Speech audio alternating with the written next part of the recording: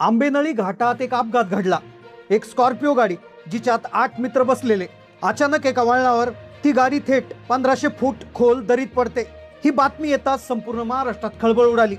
8 मित्र जे साताऱ्यामधून कोकणात फिरायला गेले होते, 2-3 दिवस मज्जा केली आणि वापस येत असताना जेव्हा आंबेनळी घाटात त्या 8 पैकी एका मित्राला त्याच्या वडिलांचा फोन सुरू होता, अचानक फोन कट झाला। वडिलांना वाटलं रेंज नाही, दुसऱ्यांना फोन केले, कोणाचाच फोन लागला नाही आणि सकाळी पाहता तर काय बातमी समोर आली।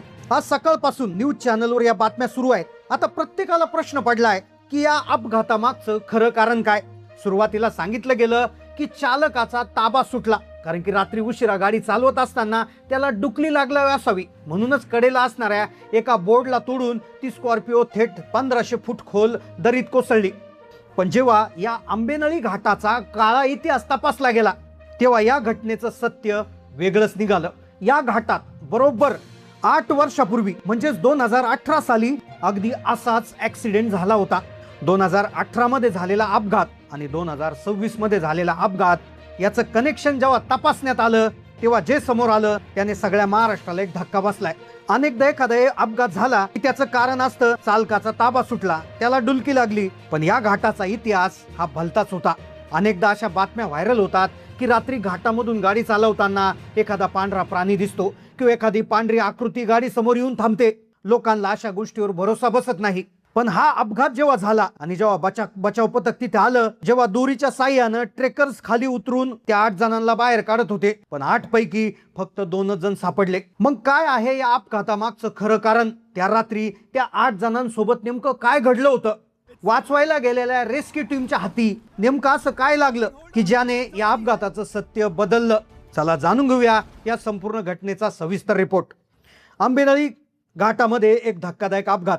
8 मित्र, वयवर्ष 18 पासून 35 वर्षापर्यंत असणारी मुलं कोकणात फिरायला गेलेली। अपघात होण्याच्या 2 मिनिटं आधी वडिलांचा एका मुलाला फोन आलेला। फोन कट झाला, पण तो रेंजमुळे नाही तर गाडी दरीत कोसळल्यामुळे। खरं तर ही गोष्ट सुरू होते 22 मेला साताऱ्याच्या कोरेगाव तालुक्यातील आजगाव, मरडे आणि खटाव परिसरातील 8 मित्र एकत्र आले। वयवर्ष 18 पासून 35 वर्षापर्यंत असणारे हे तरुण ऊर्जेने भरलेले।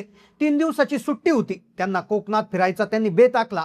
साताऱ्याहून दापोलीला गेले, तिथे हरणे बीचवर धमाल केली। समुद्र किनाऱ्यावर फिरणं, मित्रांसोबत गप्पा मारणं, फोटो काढणं, सगळं काही एखाद्या स्वप्नासारखं आनंददायी सुरू होतं।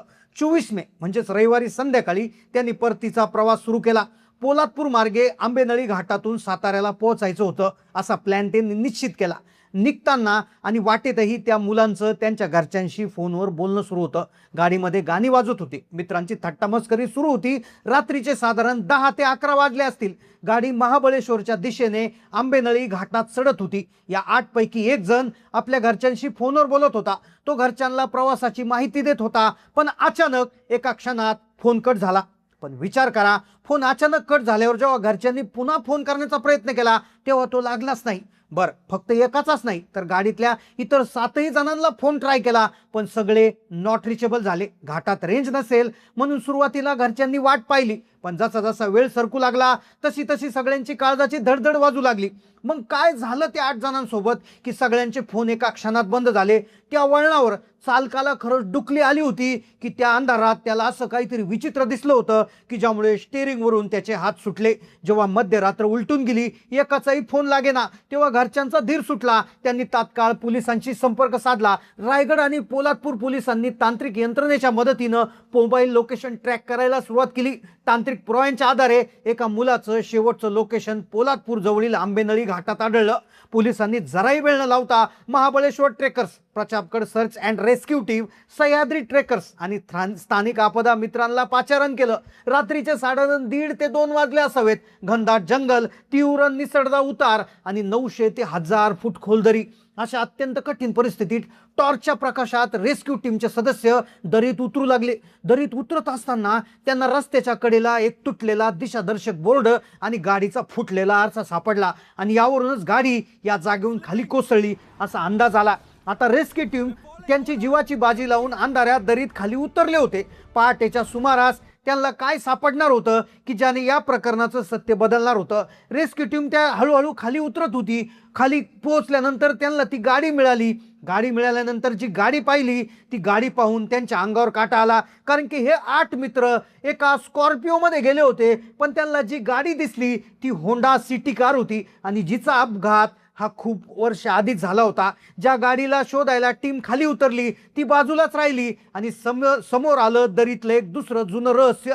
मग ती स्कॉर्पिओ नेमकं कुठं गेली होती आणि घाटात वारंवार एका जागी असे प्रसंग का घडत होते? चालक तरुण होता, अनुभवी होता, मग त्याचा ताबा सुटण्यामागे नेमकं कोणती अदृश्य शक्ती काम करत होती? 1.5 वर्षापूर्वीच्या त्या जुन्या गाडीचा सांगाडा पाहून रेस्क्यू टीमचं टेन्शन आणखी वाढलं, पण त्यांनी हिंमत हरली नाही. सकाळी 6:30च्या सुमारास जेव्हा जंगलात थोडा उजेड पडू लागला तेव्हा तीव्र उतारावर रेस्क्यू टीमला एक नंबर प्लेट आढळली आणि ही 30 नंबर प्लेट होती जिच्यावर MH11 लिहिलं होतं, ज्याच्या स्कॉर्पिओमधून ते 8 मित्र प्रवास करायला गेलेले. त्या नंबर प्लेटचा माग काढत टीम आणखी पुढे गेली. काही अंतरावर त्यांना स्कॉर्पिओ गाडी दिसली. गाडीची अवस्था इतकी भीषण होती की तिचा अक्षरशः चुराणा झाला होता. इतक्या उंचीवरून खाली पडल्यामुळे गाडीचा कोणताही भाग शाबूत नव्हता. रेस्क्यू टीमने आजूबाजूला शोध घेण्यास सुरुवात केली. सुरुवातीला 2 जण सापडले, त्यानंतर आणखी 2. शोध घेता घेता सगळे जण त्या ठिकाणी सापडले, पण ते वेगवेगळ्या ठिकाणी विखुरलेले होते. काही जण तर इतक्या खोलवर झाडी झुडपात अडकले होते की त्यांचा शोध घेण्यासाठी रेस्क्यू टीमला दुर्बिणीचा वापर करावा लागला. आता हे सापडले. एका रात्रीत एका क्षणात 8 तरुण पोरांचा हस्तकळत संसार उद्ध्वस्त झाले. सातारा येथे बातमी समजताच संपूर्ण जिल्ह्यावर शोककळा पसरली. पण प्रश्न अजूनही तिथेच उभा आहे. प्राथमिक अहवालात सांगितलं गेलं की त्या वळणावर कोणतीही लोखंडी रेलिंग किंवा सुरक्षेसाठी मजबूत बॅरिकेड्स नव्हते, पण एक छोटा बोर्ड होता ज्याला धडकून गाडी खाली पडली. पण विचार करण्यासारखी गोष्ट आहे, रात्रीच्या वेळी घाटात प्रवास करणारे अनेक चालक सांगतात की घाटात रात्रीच्या वेळी काहीतरी घडतं आणि ज्यामुळे चालकाचं लक्ष विचलित होतं. 2018च्या त्या मोठ्या घटनेशी, त्या अपघाताशी या घटनेचं काय संबंध होतं? खरोखर या घाटात एखादी अदृश्य शक्ती काम करते का, की प्रशासनाची काही चूक आहे?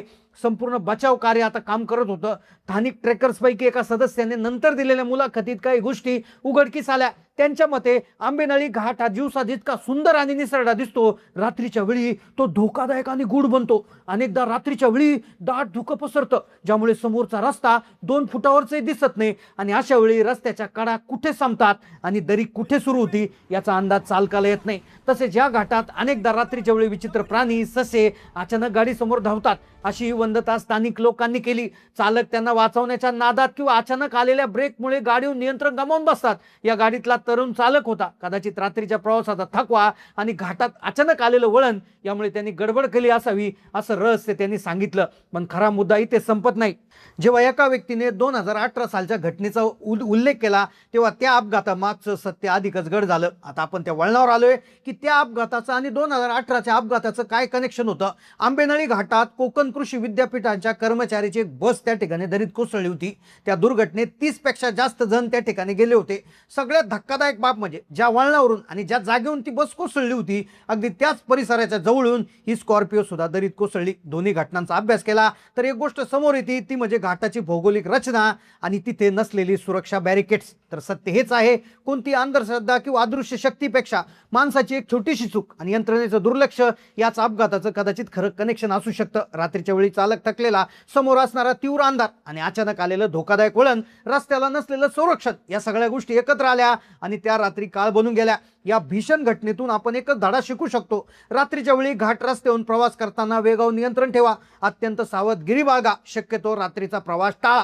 तुम्हाला काय वाटतं, या भीषण अपघाताचा जबाबदार कोण? प्रशासनाचं दुर्लक्ष की रात्रीच्या प्रवासाचा तो निर्णय? तुमचं कमेंट मध्ये मत नक्की कळवा. काळजी घ्या, सुरक्षित राहा. धन्यवाद.